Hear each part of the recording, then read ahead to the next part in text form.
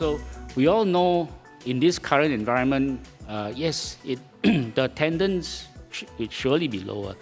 Here we have assembled a high-quality set of exhibitors.